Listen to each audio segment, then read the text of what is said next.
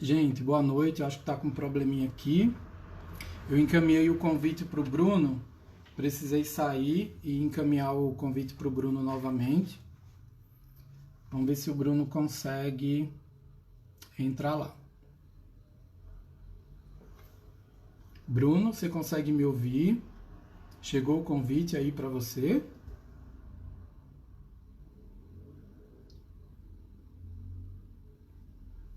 Bruno? Chegou aí o convite?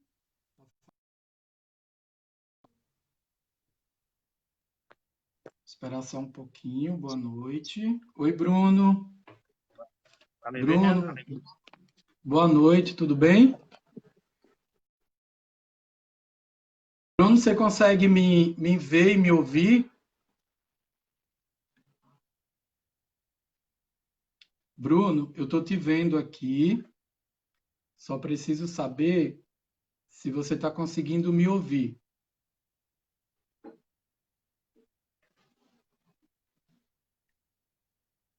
Boa noite, Bruno.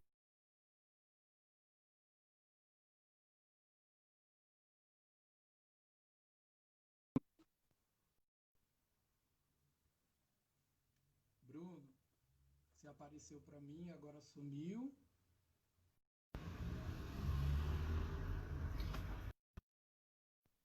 Ó, eu adicionei o convite que está indo, está sendo adicionado. Fala que o Bruno está Tá me ouvindo? sendo conectado. Bruno, boa noite, você me ouve bem? Te ouço, tá me ouvindo? Tô. Bom, boa noite Agora ao sim. Bruno, boa noite Boa a noite. todos. São problemas técnicos, né? A gente que não trabalha aí com a tecnologia, em alguns momentos a gente passa aí por alguns apuros, mas a gente vai tentando aí até conseguir. Então, é Vamos importante lá. a gente agradecer aí a participação de todos e a paciência de que aqui estão nos assistindo, né? Para participar de uma reflexão aí tão importante, né? A qual a gente vai falar um pouco hoje a respeito da Defensoria Pública do Estado de São Paulo, né, mais especificamente aqui da nossa unidade de Araraquara, e nada melhor do que convidar o Bruno para fazer parte aí dessa conversa e dissertar um pouco a respeito do trabalho que ele desenvolve dentro da Defensoria Pública, juntamente com a equipe multiprofissional e interdisciplinar que trabalha junto com ele. Então, o Bruno Rosa, ele é um mineiro de Passos, da cidade de Passos, né? Filho do José Roberto e da Mariana, irmão da Brenda, casado com a Mari, né? Uma psicóloga a qual eu tenho um profundo respeito e admiração. E o Bruno, ele é psicólogo de formação, né? Com mestrado aí na área, onde ele desenvolveu a sua dissertação de mestrado aqui na USP de Ribeirão Preto e atualmente trabalha aqui na Defensoria Pública do Estado de São Paulo, na unidade de Araraquara, além de atuar aí na clínica, que o Bruno ele tem aí um consultório particular e ele presta serviços também na clínica dele, né? Então, Bruno, seja bem-vindo, né? E primeiramente eu gostaria de deixar aqui o meu muito obrigado, né, pela disponibilidade, logo de pronto você aceitou esse convite que para mim é um desafio, né? E aí a gente vai prosear aí um pouco, né? Como bem você coloca nessa palavra prosear, que eu achei fantástica, né? A respeito da defensoria pública e a atuação do psicólogo, né? Então a gente vai discutir um pouco aí a respeito das construções, dos limites que existem naquela instituição, mas também não se prende aos limites e sim às possibilidades que aquela instituição oferece. Então, Bruno, para a gente começar o nosso bate-papo, eu queria que você se apresentasse aí para os internautas, para a gente começar aí a nossa prosa. Tudo bem? Vamos lá. Claro. Paulo, boa noite. Boa noite a todas e todos que estão nos acompanhando. Eu peço desculpas inicialmente pela minha dificuldade em acessar a live. É a primeira vez que eu faço isso. e eu estou um pouco distante do uso do Facebook, então eu tive um pouco de dificuldade para poder me apropriar da conexão. Mas que bom que a gente conseguiu se conectar agora.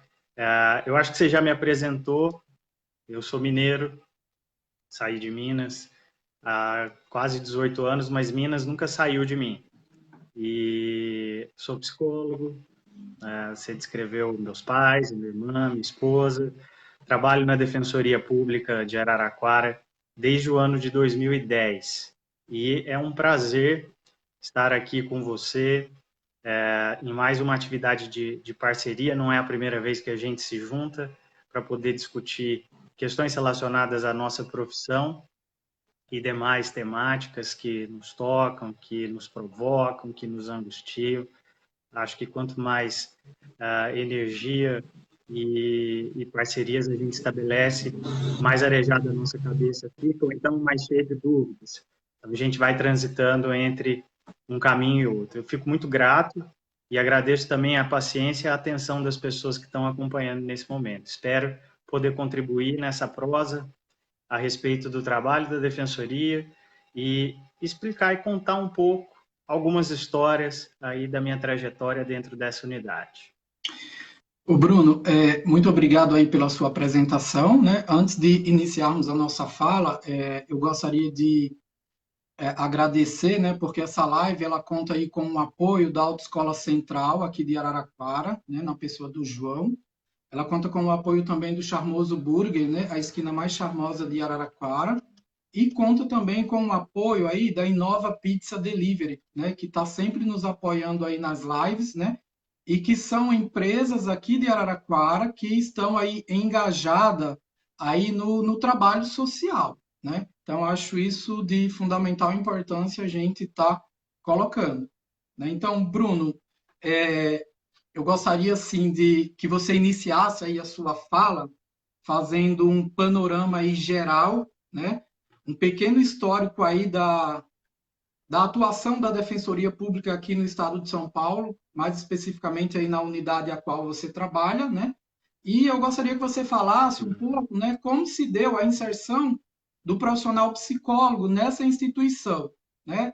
E o que já foi construído desde a inserção do psicólogo nessa instituição até os momentos atuais. Acho importante, né, fazer esse panorama para as pessoas se apropriarem do trabalho aí dos profissionais da Defensoria Pública. Então, é com você, Bruno. Bom, a Defensoria Pública, Paulo, é uma instituição que ela está prevista na Constituição de 1988. Então, a missão institucional da Defensoria é oferecer assistência jurídica gratuita, integral, às pessoas de baixa renda, ou seja, as pessoas que não têm condição de pagar um advogado, de custear o valor para eventualmente entrar com uma ação judicial. Ela está, sobretudo, embasada muito no artigo 5º da Constituição, aquele artigo que é bastante famoso, que diz que todos são iguais perante a lei. E pela primeira vez, nessa Constituição, o acesso à justiça ele foi considerado um direito. Então, você pode imaginar as pessoas que ao longo desses anos, antes da existência da Defensoria, que não tinham condições de pagar um advogado. Como é que elas faziam para acessar o Poder Judiciário? Não tinha como. E aqui, no estado de São Paulo, mais especificamente, embora seja o estado mais populoso e o mais rico do país, a Defensoria ela foi criada 18 anos depois da Constituição de 1988. Então, ela foi criada a partir da deliberação 988, da Lei Complementar, 988 de 2006, e essa lei complementar ela institui a criação da Defensoria Pública no estado de São Paulo. Um aspecto interessante da criação da Defensoria é que ela só foi possível a partir de uma mobilização maciça de muitos e muitos movimentos sociais. No estado de São Paulo, mais especificamente, mais de 400 movimentos sociais pressionaram o governo para que a Defensoria fosse criada. Então, a Defensoria ela não foi um presente do governo estadual.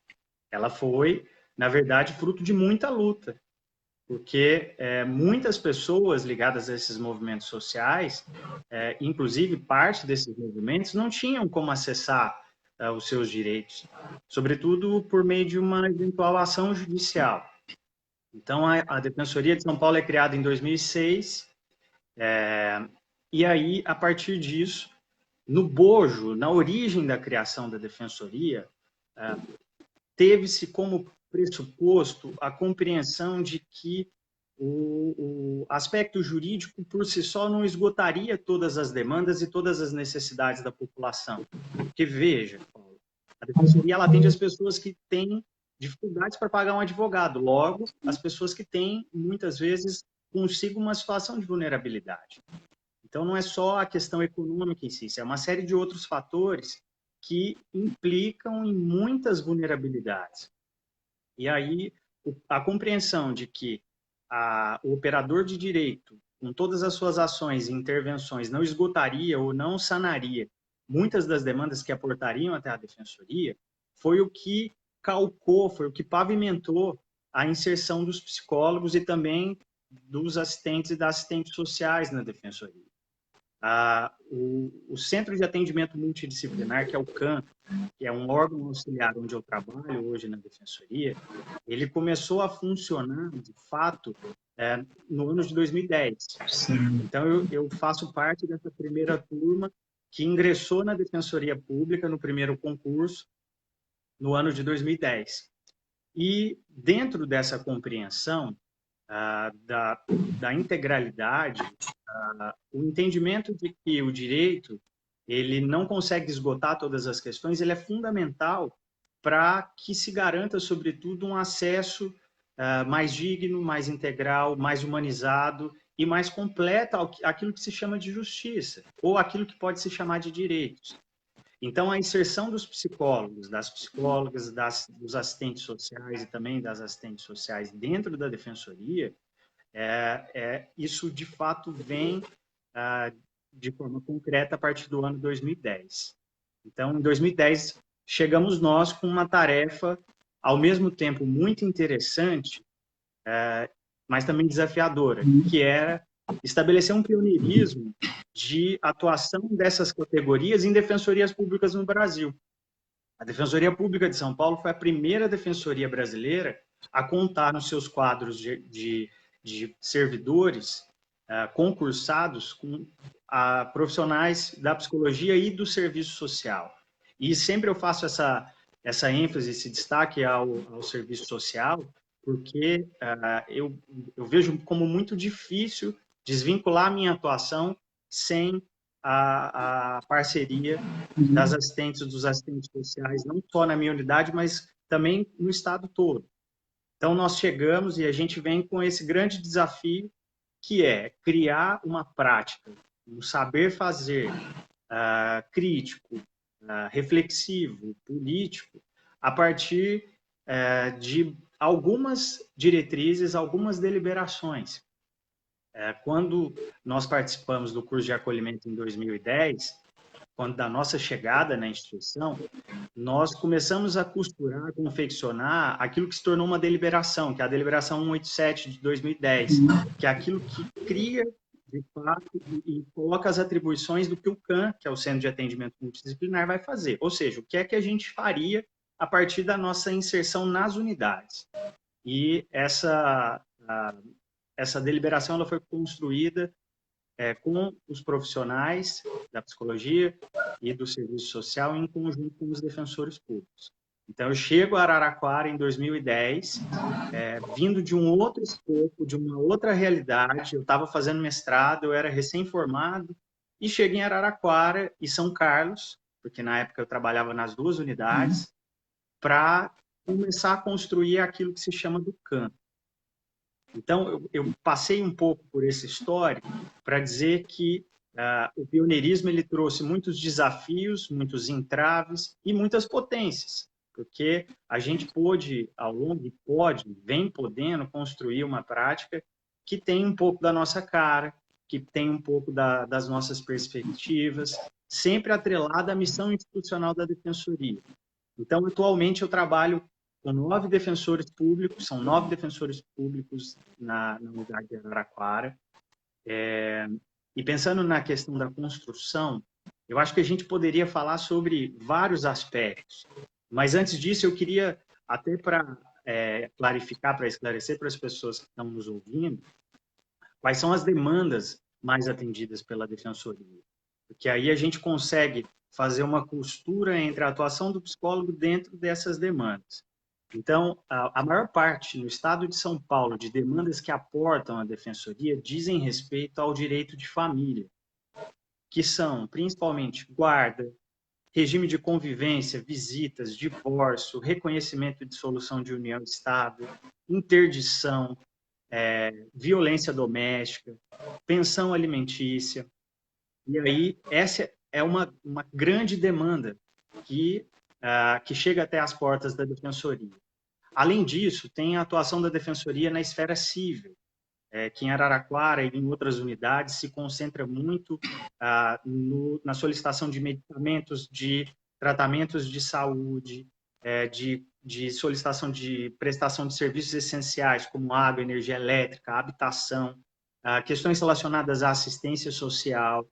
E outro ponto importante de atuação da Defensoria é na área da infância e juventude, tanto na esfera civil, que compreende situações como acolhimento institucional, quando a criança ou adolescente está numa instituição de acolhimento e a Defensoria faz a defesa da família dessa criança e desse adolescente, tanto na esfera infracional, que diz respeito àqueles casos de adolescentes que cometem atos infracionais e estão em conflito com a lei. Além disso, eu trabalho com defensores que atuam na área criminal, fazendo defesa das pessoas que estão presas, cumprindo pena.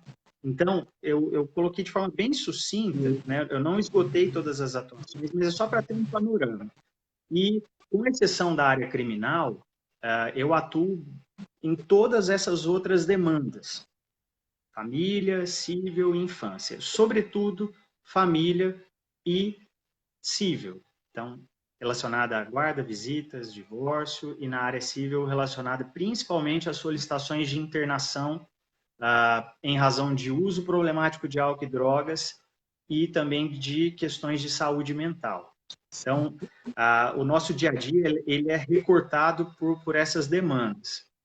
Agora, pensando na questão da construção, eu acho que eu escolhi aqui pincelar duas coisas, dois aspectos, duas vivências, duas experiências que a gente vem construindo ao longo desse tempo, que eu considero bastante interessantes.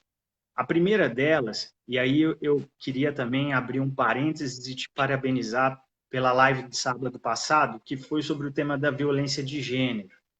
A gente sabe que o Brasil é um dos países mais violentos, seja em relação ao número de homens que morrem, mas também em relação ao número de mulheres que sofrem violência e são assassinadas. A violência ela é endêmica no nosso país. E aí, eu me lembro que quando eu cheguei na Defensoria, eu estava lá em São Carlos, o primeiro caso que eu atendi na Defensoria foi de uma mulher que chegou na unidade.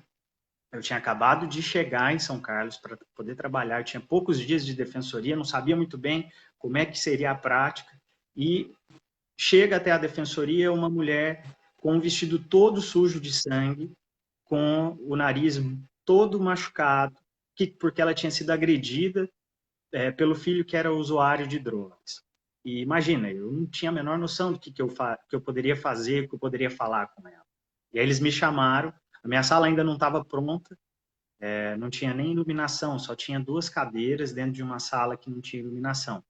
E eu fiz aquilo que eu acho que eu consegui fazer, e talvez fosse aquilo que foi possível mesmo, que foi colocar as cadeiras na sala, atender, conversar com aquela mulher e escutá-la. E, a partir disso, eu comecei a fazer os atendimentos na Defensoria. E por que eu estou tocando nesse ponto? Quando eu cheguei, tanto em Araraquara quanto em São Carlos, a gente tinha uma ideia de que apareceriam muitos casos relacionados à violência, mas em Araraquara, nos primeiros meses, não aparecia praticamente nenhum relato de caso de violência. As mulheres não procuravam a defensoria. E aí a gente levantou algumas hipóteses e ao longo desses anos a gente tentou sempre aprimorar esse fluxo de atendimento a essas mulheres. E como o primeiro atendimento à pessoa que procura a defensoria é do estagiário, da estagiária de direito, a gente achou que seria muito importante filtrar essa demanda desde esse atendimento, porque o relato da violência é muito difícil, é muito complexo, nem sempre, se for perguntado, a pessoa diz sofrer violência. E aí, a partir do momento que a gente desenhou um fluxo específico para questões relacionadas à violência de gênero, desde o atendimento inicial, o Centro de Referência de Araraquara se tornou o segundo lugar para onde a gente mais encaminha. Por quê? Porque Bruno, seria o Centro de Referência da Mulher? Seria? O Centro de Referência da Mulher de Araraquara, isso. O Centro de Referência da Mulher se tornou o segundo lugar para onde a gente encaminha. Só fica atrás do CAPS-AD, que é o Centro de Atenção Psicossocial Álcool e Drogas. Outra demanda que a gente atende bastante diz respeito a solicitações de internação em razão do uso problemático de álcool e drogas. Então, eu considero que essa construção que foi feita e a possibilidade, quando há o relato da existência da violência, esse atendimento na grande maioria das vezes, feito por mulheres, e isso garante, sobretudo, um atendimento humanizado, um atendimento de escuta, de acolhimento a essas mulheres que estão em situação de muita vulnerabilidade e de muito sofrimento. E a gente possibilitou que nós, inclusive, pudéssemos municiar os defensores com maiores elementos a respeito dessa situação, inclusive para solicitar essas medidas. Uma coisa que a gente também tem que lidar é que, muitas vezes, o autor da agressão é o nosso usuário. Então, o autor da agressão procura a defensoria por uma série de razões. E ele também precisa ser atendido de alguma forma. Ele precisa ser acolhido, precisa ser escutado. E a outra ponta que a gente conversou, né, Paulo, semana passada, que precisa ser vista. Então, eu acho que esse processo de atendimento aos casos de violência, ele ainda continua em curso. A gente conseguiu fazer um desenho de atendimento que pudesse filtrar melhor, acolher melhor essas demandas, mas é sempre um grande desafio fazer com que a Defensoria, enquanto instituição, enquanto missão que nos é confiada, ofereça um atendimento que não reproduza uma impessoalidade que se nota nos atores do sistema de justiça, como o Poder Judiciário ou o Ministério Público. A Defensoria ela busca, sobretudo, oferecer esse atendimento humanizado, acolhedor, integral, de escuta a essa população que tem no seu histórico uma série de vulnerabilidades. Um outro aspecto que eu gostaria de enfatizar também, que agora isso não tem acontecido com tanta frequência, porque antes os pedidos de retificação de registro civil de pessoas trans e travestis, agora eles podem ser feitos por meio do cartório, mas antes, a única via de conseguir mudar o nome de uma pessoa que se identificava com uma identidade de gênero diferente do seu sexo biológico, a única via de poder mudar isso era por ação judicial. E aí a gente ofereceu esse espaço de escuta, então todos os pedidos de retificação de registro civil de pessoas travestis e trans passavam por mim e pelo CAM. E a gente buscava oferecer uma escuta afinada, porque essa população ela é muito estigmatizada, muito vulnerabilizada. E a gente confeccionava um parecer que era utilizado pelo defensor para entrar com as ações. E aí, no final de 2017, eu tive a honra e o prazer de escrever um artigo com o meu querido colega e amigo defensor público Matheus Bortoleto Hadi, que trabalha junto comigo, que é um dos defensores da área civil, sobre o atendimento à população trans nas solicitações de retificação do registro civil. E a gente percebeu que quando esse parecer que era confeccionado, ele era juntado no processo, isso tornava mais palatável, mais próximo e dava voz a esses usuários e usuárias de legitimar esses pedidos da mudança de nome. Então, pensando assim em construções, eu coloquei aí dois, acho que tem um bocado de intervenções que a gente faz e fez ao longo desses anos, e eu considero esses dois exemplos bastante emblemáticos e muito importantes para mim, enquanto psicólogo da Defensoria nesses 10 anos. Vai me perguntando, porque eu costumo falar muito, viu, Paulo?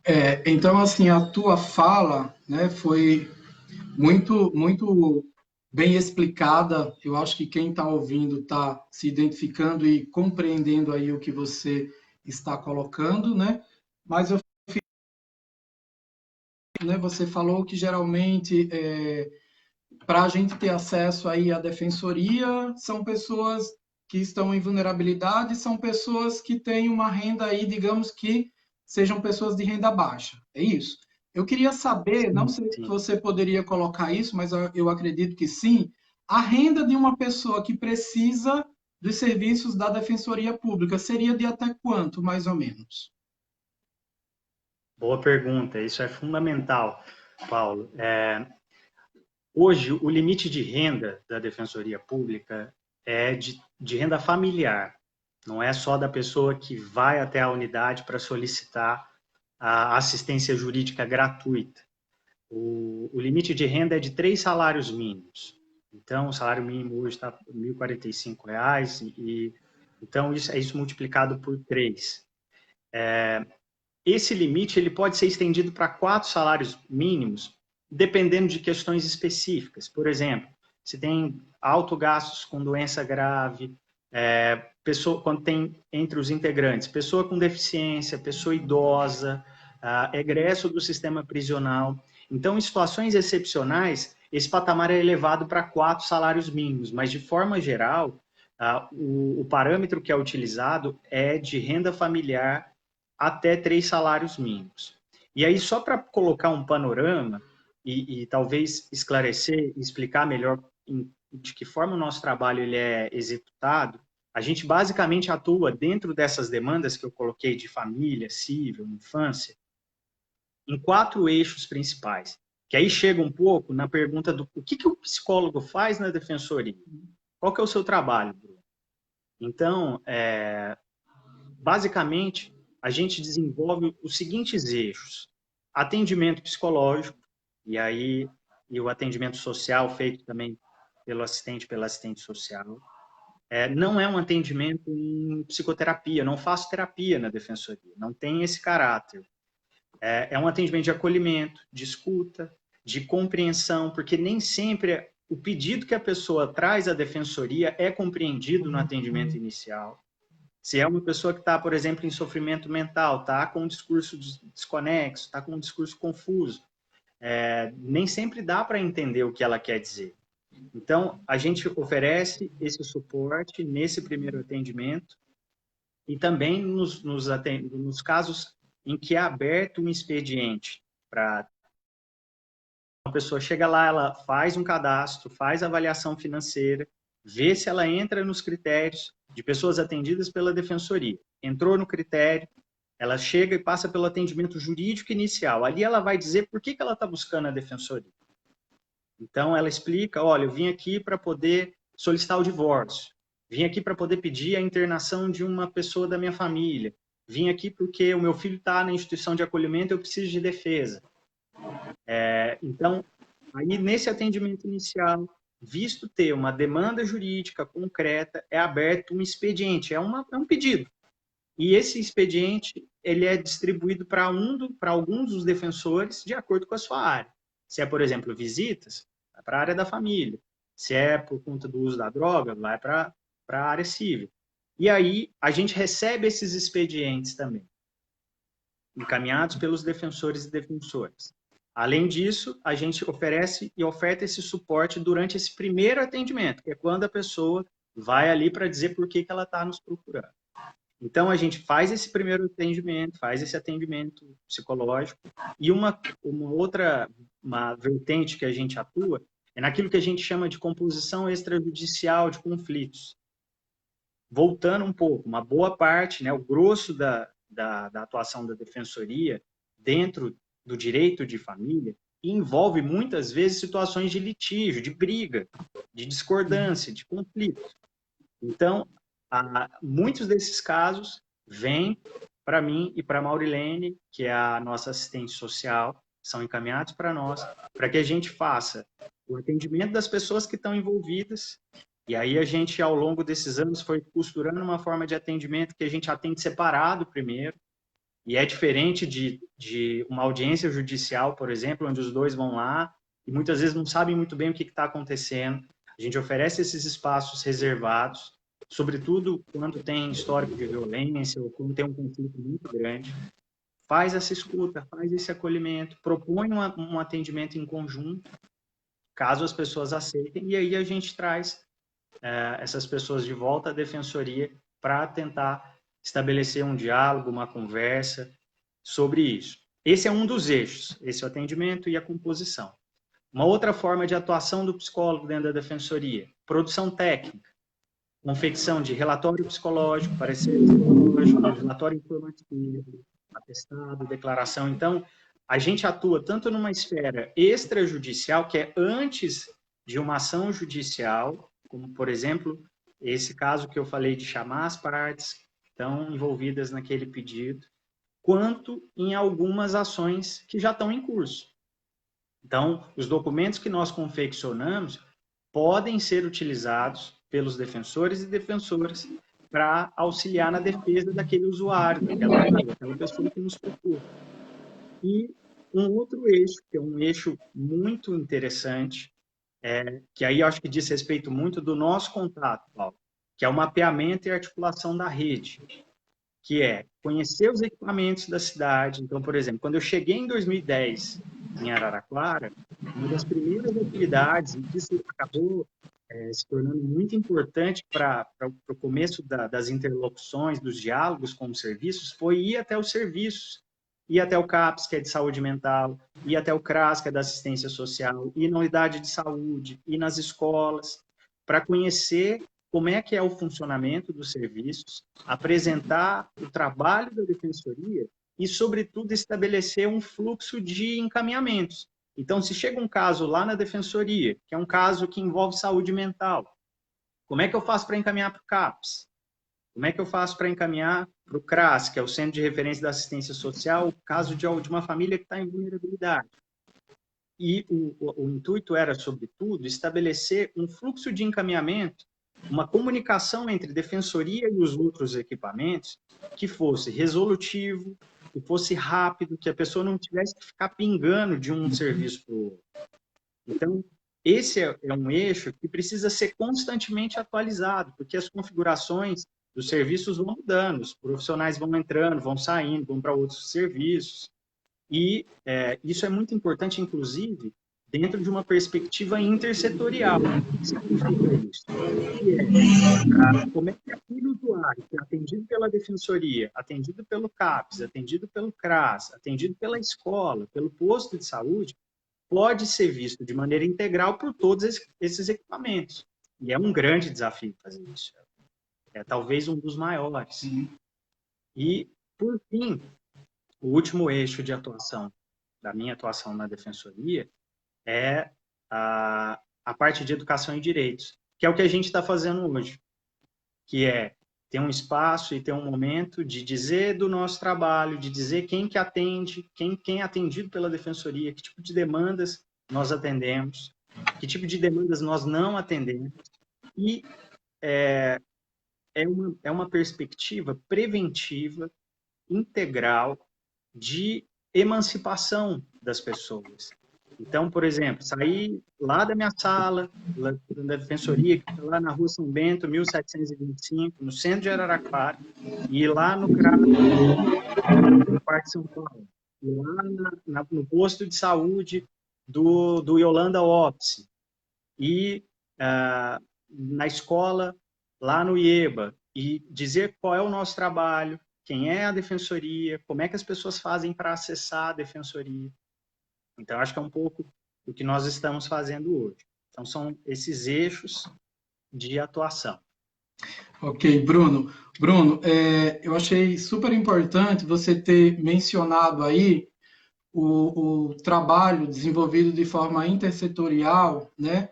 E entre a rede de apoio, né, que a gente tem aqui em Araraquara com os equipamentos, porque a saúde ela não dá conta sozinha de algumas situações, assim como a assistência social também não, assim como o judiciário também não, dentre outras áreas. Então, assim, a gente realmente precisa se unir, precisa discutir os casos, né? Precisa oferecer atendimento de qualidade, né?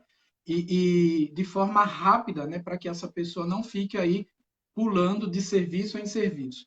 Uma coisa que você colocou que me chamou a atenção, né? Como eu trabalho no CAPS, já está indo para 11 anos, e o CAPS tem uma rotatividade muito grande de profissionais, e profissionais que vêm de fora, né? De outra cidade. E eu achei interessante isso que você falou, né? Eu acho que no primeiro momento no CAPS é uma coisa que eu vou até levar para a reunião, né? Quando chega alguém de fora, fazer esse trabalho aí de conhecer os equipamentos, porque muitas vezes quem vem de fora não conhece nem os equipamentos que a própria prefeitura oferece. Então é importante assim que as pessoas conheçam, que as pessoas vá visitar, né? Esses equipamentos até para ir estreitando aí as relações com os outros profissionais. Porque quando a gente vai discutir um caso com alguém que a gente já conhece, que a gente desenvolveu aí um vínculo afetivo, eu acho que a discussão ela fica mais rica, né? E ela fica mais resolutiva. Então, assim, te parabenizo aí por ter chamado a atenção em relação a isso. E eu gostaria que você falasse qual que é o endereço, né? Qual é o endereço da Defensoria Pública aqui em Araraquara e qual o telefone da Defensoria Pública. Eu acho importante a comunidade saber onde fica. Eu tenho conversado aí com algumas pessoas e as pessoas não sabem onde fica a Defensoria Pública, né? Então eu queria que você falasse o endereço, um ponto de referência e o telefone da Defensoria Pública. Claro. A Defensoria Pública, ela se localiza na Rua São Bento, na Rua 3, 1725, no centro de Araraquara. Ela fica 2 ruas para baixo do Parque Infantil, que é um ponto de referência bastante conhecido da cidade, entre as ruas Cristóvão Colombo e Mauá. E o telefone é 16-3322-2300. Em razão da pandemia, que é um outro assunto que a gente também vai conversar, esse telefone não tem sido utilizado, tá, no momento, mas assim que as atividades voltarem a funcionar normalmente, esse telefone continua disponível para a população poder acessá-lo. Deixa eu só colocar algo importante que você sinalizou, Paulo. Ao longo desse tempo na Defensoria, eu tenho percebido que, embora os equipamentos façam parte da rede, as pessoas, né, pessoas compõem os equipamentos, profissionais compõem os equipamentos. Então, eu me arrisco a dizer que a rede é feita de pessoas, a rede é feita de gente.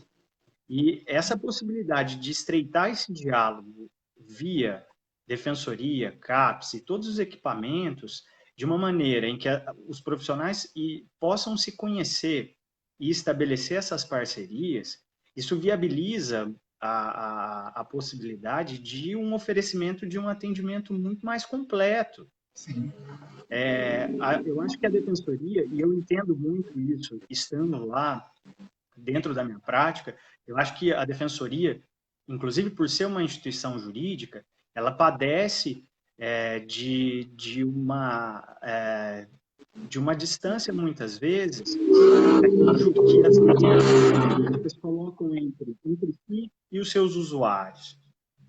Agora, os processos judiciais, eles são virtuais, mas até um tempo atrás, em certa medida, era processo físico, era papel.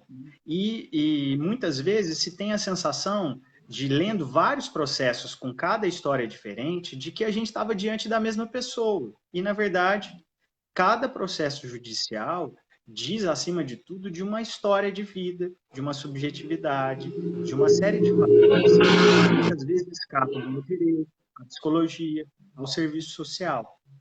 E aí, volto a enfatizar a necessidade do estabelecimento dessa abertura, desse diálogo, mas trazendo isso para o nosso quintal também.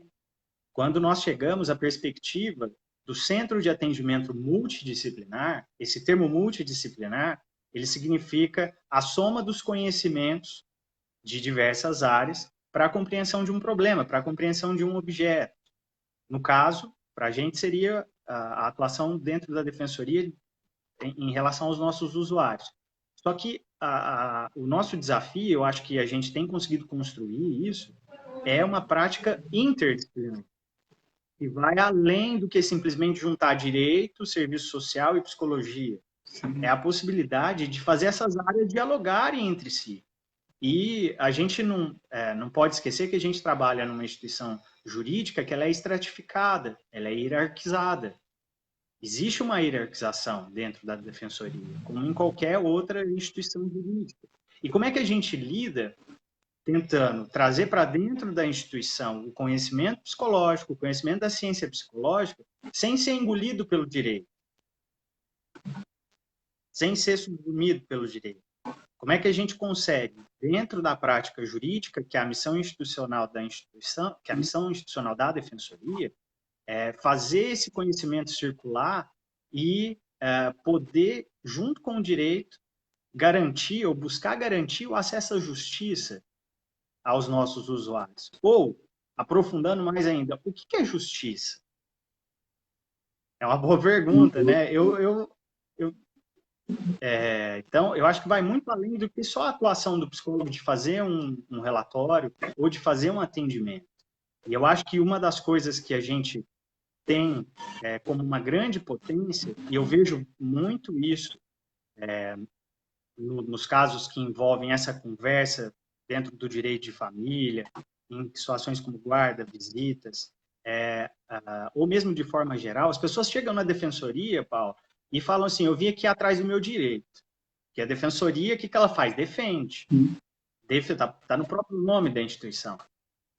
E muitas vezes a gente pergunta, faz uma pergunta simples, mas que é difícil às vezes de responder. Tudo bem.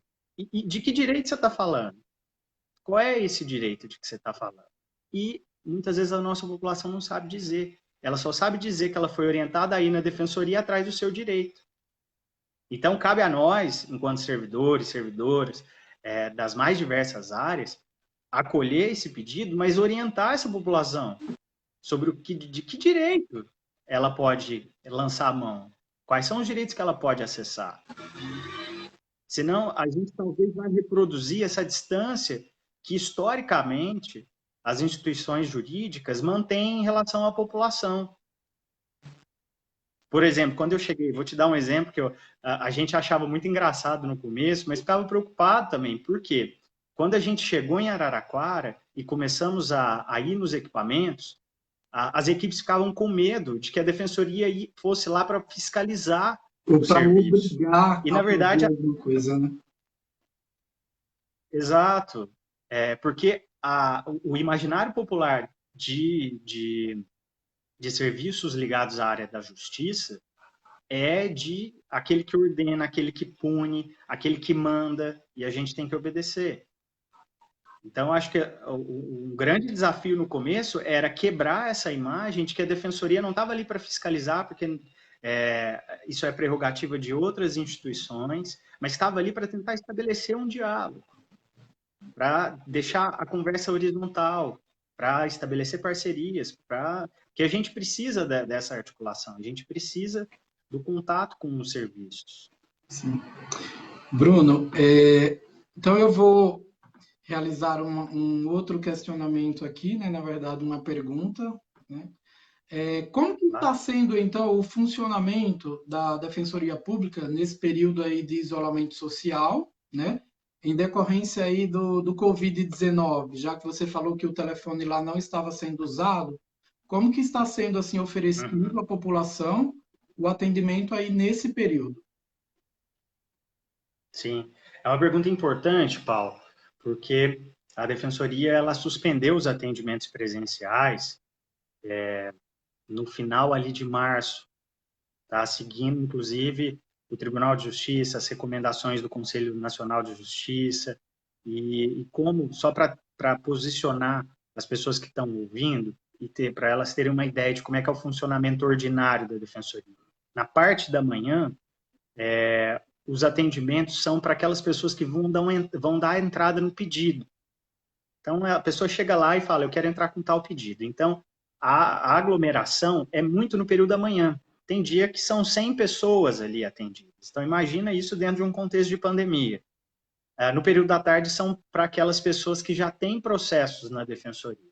Então, a Defensoria, ela continha essa aglomeração e, de fato, a necessidade da suspensão dos atendimentos presenciais. E aí, como é que a instituição tentou contornar essa situação da pandemia? Ela criou 3 canais de comunicação com os usuários. Um deles pelo site, que é o www.defensoria.sp.def, de defensoria.br. O outro canal, através de um 0800, então a pessoa liga no 0800 e é atendida por uma pessoa que fica responsável por colher essas informações do pedido de quem está nos procurando, e o outro por meio do WhatsApp. A Defensoria disponibilizou um WhatsApp para o estado inteiro para que as pessoas entrassem em contato. Esses 3 canais, eles não sanam e não substituem os atendimentos presenciais, porque a gente sabe que, em razão de a população atendida pela instituição ser de baixa renda, muitas vezes a pessoa não tem celular com internet, não tem acesso a dados móveis, tem dificuldade de acessar e-mail, mas isso gerou, a consequência mais imediata disso foi uma diminuição muito grande da busca. Então, o número de solicitações novas que chegam até a instituição nesse período de pandemia é muito menor. Mas os defensores continuam trabalhando agora, faz algumas semanas, nos processos que já estavam em curso. Mas para a entrada de casos novos, são essas 3 formas. Tá? Depois, se você quiser, eu posso disponibilizar o número do 0800, o número do WhatsApp, para que as pessoas possam fazer esse acesso. Eu acho que, se você quiser, seria importante aí estar colocando aí para quem está assistindo, né? Esses canais aí, ou se você não tiver agora de cabeça, não tem nenhum problema, depois eu disponibilizo aqui quando eu for... Eu tenho aqui. Seria bom estar colocando, acho importante para a população aí ter acesso. Tenho aqui, eu anotei. Se você quiser, eu posso falar. Não, é isso que eu quero, exatamente, que você fale para a população ter acesso aí. Pode ser? O 0800, claro, o 0800 é 0800 773 4340. Repetindo, 0800 773 4340. E o WhatsApp é DDD 11 94 220 9995. Repetindo, 11 94 220 9995. Então, são esses 3 canais: site da Defensoria, o 0800 e o WhatsApp. Certo. Bruno, eu acho que foi bem, assim, esclarecedor aí, né? Essas colocações foram bem esclarecedoras. Eu acho que deu, sim, para a população aí ter mais ou menos uma ideia, né, do que é a Defensoria Pública, qual o trabalho que a Defensoria Pública vem fornecendo aqui na cidade de Araraquara, né, o endereço, que é bem importante, o telefone, e falar que a Defensoria está fechada fisicamente, mas está atendendo, porque muitas pessoas acreditavam que não. E aí a gente está encaminhando aí para o final da nossa prosa, né, como diz você. E aí, se você quiser colocar alguma coisa antes de fazer as considerações finais, que porventura eu tenha deixado passar, você pode estar colocando, e aí depois eu faço os agradecimentos e você vai para as considerações finais. Pode ser? Se tiver alguma coisa. Claro, claro. Eu acho que a gente teria material para muitas lives, muitas prosas aí. Uma coisa que eu acho que também é uma construção que a gente vem fazendo é o oferecimento do estágio em psicologia. Então, desde o ano de 2013, nós recebemos estagiários de psicologia lá na Defensoria. E eu acho que é uma parte do meu trabalho que eu gosto muito, porque é a possibilidade de ter o contato diário com os estudantes e participar desse processo de formação. Você é professor e sabe o quanto isso é enriquecedor. Esse ano eu completei 10 anos de Defensoria.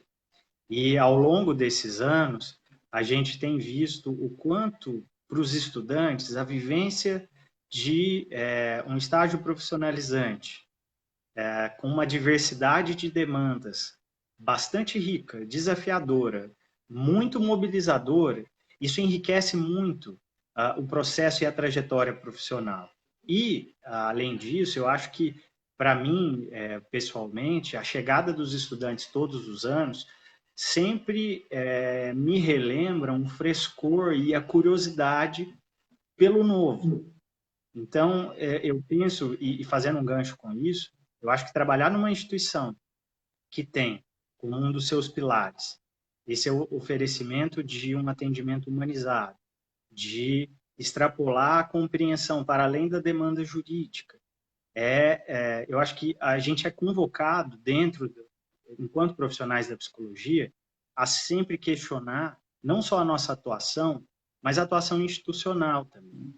Então, eu acho que a chegada dos estudantes com esse frescor, com essa animação, com essa empolgação, eu acho que é uma injeção de ânimo e nos faz ter mais força para poder seguir em frente. Eu gosto muito de ter estagiários e dentro disso, eu acho que um grande desafio e eu acho que uma prática muito enriquecedora tem sido estabelecer com defensores e defensoras da unidade aquilo que a gente chama de uma prática interdisciplinar, que de fato, fazer com que o direito, serviço social e psicologia dialoguem entre si. Eu tive a sorte e também a convivência com profissionais muito éticos, muito responsáveis, que são os defensores da unidade onde eu trabalho. Isso ajuda e muito a inserção do psicólogo e da assistente social. Então, eu acho que essa abertura ao diálogo, essa abertura à contribuição conjunta, à parceria, é o que pavimenta, muitas vezes, um acesso mais integral da população aos seus direitos. E um outro aspecto que eu gostaria de apontar também, que tem a ver com isso, que talvez seja uma das grandes potências do nosso trabalho, é o oferecimento de um espaço de para uma população que não é escutada, que não tem essas possibilidades, essas oportunidades de se fazer ouvida. A nossa sala ali do CAN é uma sala pequenininha que não tem muita ventilação, mas eu tenho certeza que muitas pessoas que passaram por ali tiveram, pelo menos, a possibilidade de serem ouvidas. E talvez, até pensando nesse momento que a gente está vivenciando de pandemia, que é um momento de muita dificuldade, um momento em que a gente é tomado de muitos sentimentos, de muitas emoções, acaba tendo essa capacidade de escuta prejudicada. Eu me lembro do texto do Rubem Alves chamado Escutatória, que ele diz que ele vê um monte de cursos de oratória sendo oferecidos, mas não vê nenhum de escutatória. Então, a gente precisa exercitar a arte e o ato de escutar. E talvez, a faceta mais bonita do trabalho da Defensoria, que é escutar essas pessoas, dar voz a essas pessoas para que elas sejam ouvidas. É isso que eu tento fazer. Nem sempre eu consigo, mas eu não desisto. Então, eu continuo tentando. Eu acho que... Acho que eu queria só... Pode falar. Acho que somos dois, né? A gente não desiste e não podemos nem pensar em desistirmos, né? Porque essas pessoas precisam da gente, porque como você bem colocou, essas pessoas elas precisam ter voz, precisam ter vez e elas precisam de profissionais que de fato façam aí uma escuta qualificada e não só uma escuta por uma escuta, mas uma escuta qualificada, né? Então, nesse sentido aí, né, é super importante, né? E para a gente finalizar, Bruno, eu gostaria de agradecer aí a sua fala, a sua disponibilidade, e também gostaria de deixar aqui ao vivo a Mari, né, para uma live aí, que eu sei que ela trabalha aí na promotoria pública, né? Acho que no fórum, acho que Tribunal de Justiça. no Tribunal de Justiça, na vara da Isso. família ou da infância e da juventude. Nas duas. Então, fazer uma live aí com ela, eu lanço o convite aí, depois a gente faz um contato aí para estreitar aí. Eu tenho umas ideias aqui na cabeça que eu acho que são coisas que de fato a população precisa saber. Então, a Mari daria uma contribuição muito boa caso ela se coloque à disposição aí para fazer uma live aí de um tema que eu estou pensando aqui, que eu acho que é bem pertinente, né? E falar que é um privilégio trabalhar com você também, apesar de eu não trabalhar no judiciário, trabalho na prefeitura e a gente já realizou aí alguns atendimentos compartilhados, né, dentro da própria Defensoria Pública, atendendo famílias. E eu lembro de um caso bem emblemático também de uma moradora de rua, né, que era muito difícil para a família entender que ela tinha um transtorno mental grave, severo e persistente, e eles não entendiam que aquilo era uma doença, né? Então eles achavam que ela estava na rua por escolha, e esse caso ele teve sucesso, né? A mãe acolheu essa moça de volta, né? E hoje, aonde ela me vê, ela agradece a todos nós e fala que se não fosse nós, talvez ela não estivesse ali, né, no seu núcleo familiar. Então, isso é extremamente gratificante dentro da nossa profissão. Um outro momento que eu lembro muito bem de você foi num curso que a gente fez numa escola chamada Salina Fortes, num bairro chamado Vale do Sol, onde estávamos discutindo a implementação aí do protocolo de violência doméstica aqui em Araraquara. Então, eu tive o privilégio aí de desenvolver aí alguns trabalhos com você, seja de estudo, seja de atendimento compartilhado, né? E eu acho que o trabalho nosso é esse mesmo, né? É trabalhar aí de forma intersetorial, entre as redes, né? Fazendo com que os equipamentos aí se conheçam e discutam e trabalhem aí em prol da população, tá? Então, para encerrar, eu gostaria de agradecer o apoio, mais uma vez, da Autoescola Central de Araraquara, na pessoa do José, do Charmoso Burger, a esquina mais charmosa de Araraquara, na pessoa da Sabrina, e a Inova Pizza Delivery, também na pessoa da Sabrina. E falar, Sabrina, que terminando a live, eu estou indo aí pegar um lanche, que eu estou aqui com um pouco de fome, e o lanche daí é muito bom. Então, estou saindo daqui direto para aí, tá? Então, Bruno, meu muito obrigado. E agora eu gostaria que você encerrasse com as suas considerações finais.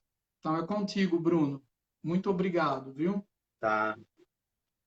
Olha, primeiro eu gostaria de, em nome da Mari, agradecer o convite para participar de uma próxima live. Eu acho que essa possibilidade de estabelecer essas diversas perspectivas sobre o trabalho do psicólogo, isso enriquece num momento em que a gente está afastado do contato uns com os outros. Eu acho que uma das formas que a gente pode buscar se aproximar do outro é através disso que a gente está fazendo. E aí eu endosso, Paulo, o agradecimento por ter me convidado. Embora a nossa parceria já seja de alguns anos, é sempre bom saber que a nossa esse contato ele tem sido cada vez mais afinado. não só nos casos compartilhados, esse caso que você lembrou, acho que não tem como não lembrar. E o desfecho dele foi muito bonito, diante de toda uma situação que depunha um contrário. Se a gente tivesse que fazer uma aposta naquele momento, em que mais dramático, a gente perderia de fato as esperanças. Eu acho que o que fez, talvez, um desfecho diferente foi esse ímpeto e essa disposição que a gente teve de não desistir e de somar forças. No momento em que a gente anda tão rachado, tão polarizado, somar forças talvez é aquilo que pode nos salvar. Eu lembro de um texto que eu li da professora Ecléa Bose, assim, que ela fala que as palavras são como caixinhas. Então, só tem um jeito da gente ver como elas são, é abrindo essas caixinhas. E aí, essas palavras como insistência, resistência, insistência, atendimento humanizado, assim, acho que são palavras-chave que a gente pode se apoiar para se salvar no nosso trabalho. E aí, eu te agradeço mais uma vez por ter me convidado. Foi um prazer estar com vocês. Peço desculpas novamente pela falta de habilidade aqui no manejo do Facebook. Espero que as pessoas que estejam assistindo tenham gostado. E aí eu acho que esse momento de pandemia tem me feito remexer um pouco no baú de histórias que a gente tem, não só profissionalmente, mas também pessoalmente. Então, eu queria deixar, assim, de forma especial, um abraço bem forte. A primeira coisa que você falou de mim é que eu sou um mineiro de Passos. Então, eu queria deixar um abraço muito forte para minha família que está em Passos, meus pais, minha irmã, os meus amigos que estão em Passos, minha família que também está espraiada aí por esse Brasil, porque é nesse baú que a gente de referências que a gente vai se apoiando para construir não só a nossa história, a nossa identidade, mas também o nosso papel profissional. Então, um abraço para a turma de Passos e para os meus amigos e colegas da Defensoria, para a Maurilene, que trabalha comigo, que divide diariamente essas angústias, as vitórias. Eu sinto muita gratidão por essas pessoas terem me ajudado a me tornar um profissional que se preocupa com essas questões. O trabalho nunca é solitário, ele é solitário em certa medida, mas ele também é compartilhado. E eu vejo que manter esse espírito aberto à curiosidade e disposto a aprender é o que talvez pode fazer com que a gente atenda cada vez mais e melhor uma população que muitas vezes não tem para onde correr. E por fim, já encerrando a minha fala, eu vou puxar a sardinha para um conterrâneo meu, que é mineiro também, que é o Carlos Drummond de Andrade, e ele tem um poema, e eu vou usar uma frasezinha que eu acho que é muito importante dentro do trabalho da Defensoria, que é a seguinte: a lei sozinha não basta, os lírios não nascem da lei. Então, fico aí com as palavras do poeta para te agradecer e, precisando, pode falar comigo. Com certeza.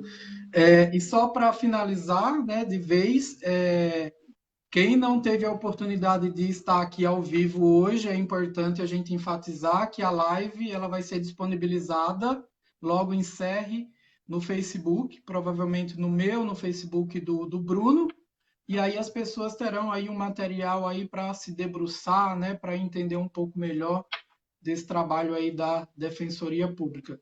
Então, Bruno, muito obrigado mesmo, de coração.